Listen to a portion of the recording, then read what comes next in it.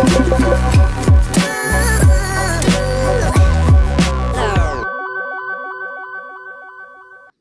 everyone and welcome back to my channel. If you're new here, my name is Kaylin and this is Potato, who's licking me at the moment.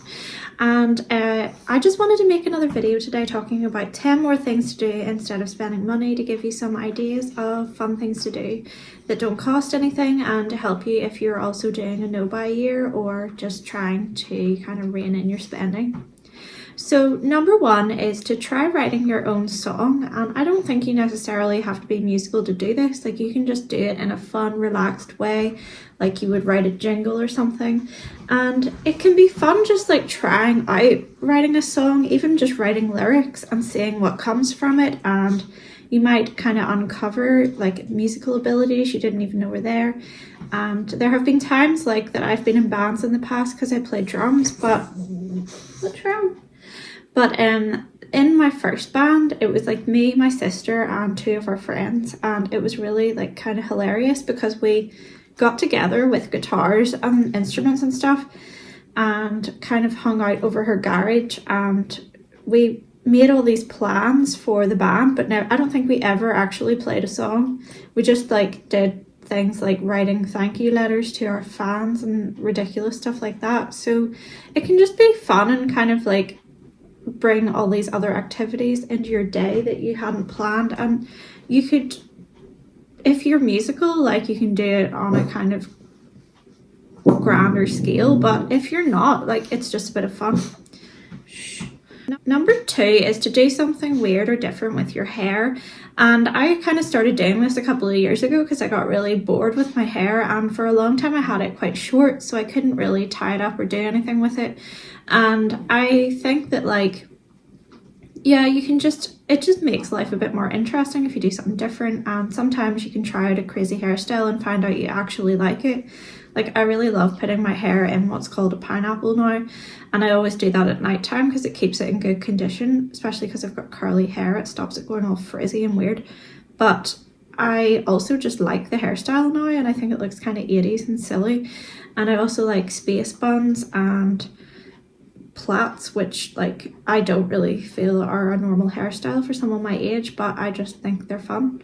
So yeah, it's fun to try new things with your hair and just see how it changes your look and just how it changes how you feel, because I think even just making slight changes like that to your appearance can just kind of brighten up your day. And someone asked me to mention as well about my hair. I just do it myself. I dye the ends pink. I literally just get like a bottle of pink hair dye and just like put it on like from here downwards, leave it in for half an hour and wash it out, and it lasts. It's semi-permanent, so it lasts probably like a few weeks and then sort of fades, but I just top it up whenever I feel like it.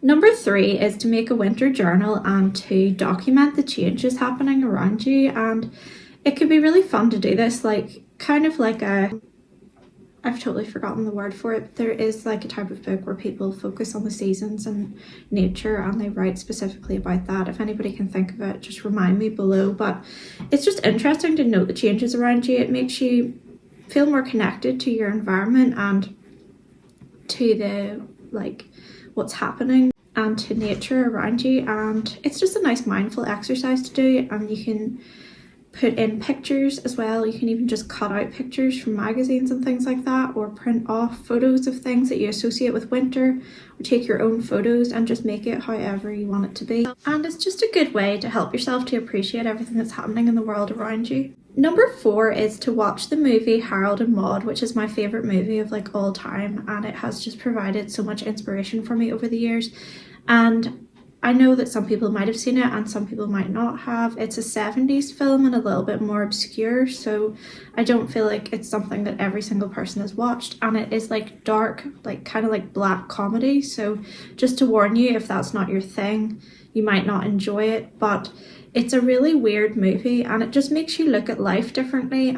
And I think if you're feeling low or like feeling a little bit unmotivated, it is a great way to kind of re-inspire yourself to enjoy life. And it might, I know it starts off very morbid, but if you just kind of like push through that part, you'll see that it is just like a celebration of life in a film.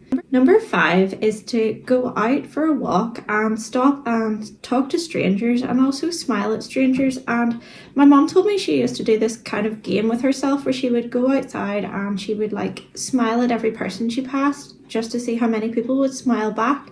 And I do think that smiling at people really changes their day. Like the number of people that if I smile at them, they will return it. It's amazing like how far a smile can go. Like and it just brightens up your day and someone else's. And I love having random conversations with strangers. Like you might never see each other again, or you might bump into each other all the time, but it doesn't matter. It's just like it's nice to add a little bit of positivity to someone's day and to have a bit of connection as well. Number 6 is to throw away something that makes you feel bad about yourself, and this can be part of your whole decluttering process, or it can just be like a one-off.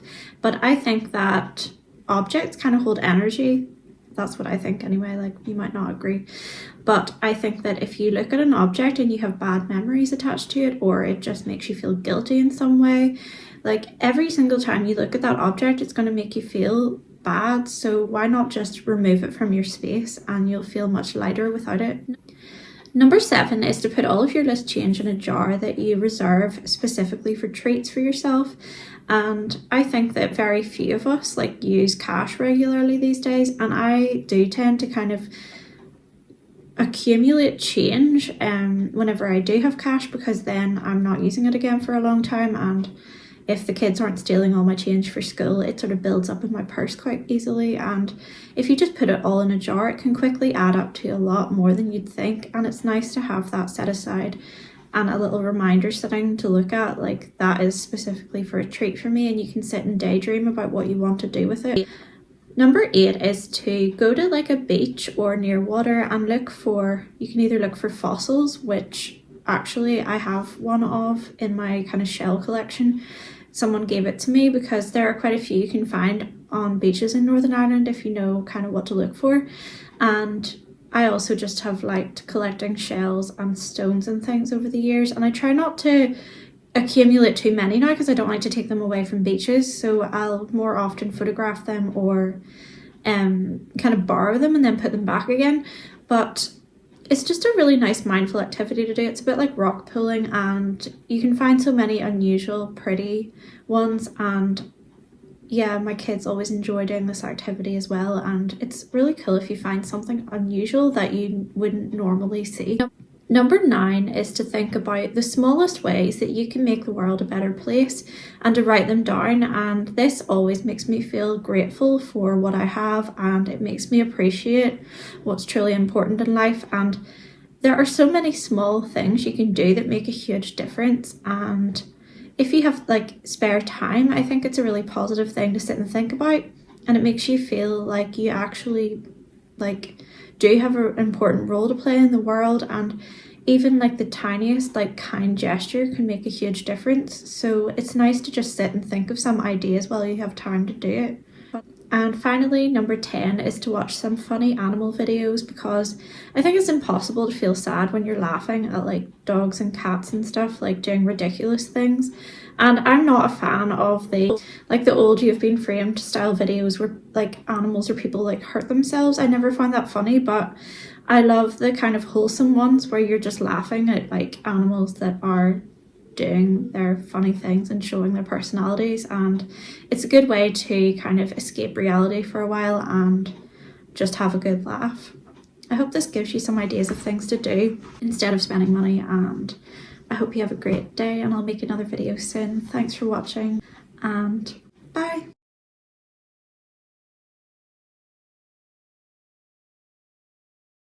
Okay, so this is my coffee pot and I make espresso in it, and I use about half of the pot whenever I am making a latte.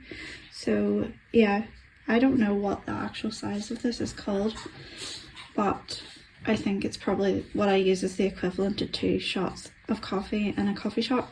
So I fill the water up to just below there's a little screw. I need to clean this, but whatever. And then put this in and put the coffee in there. I use this old porridge scoop, and I do like a heaped spoonful in it, And I've made a huge mess, of course, because I'm doing this with one hand. I would say it's like the equivalent to a couple of like heaped dessert spoonfuls of coffee, and then you just screw the lid on, and then I'm going to cook it on the hob. So because I have one of these hobs, you can't just put the pot directly on the ring, so I got this little holder off Amazon, and it means that it heats perfectly fine and it's really handy. So I always forget that this thing's going to be weird if I put stuff on it before I turn it on. Okay.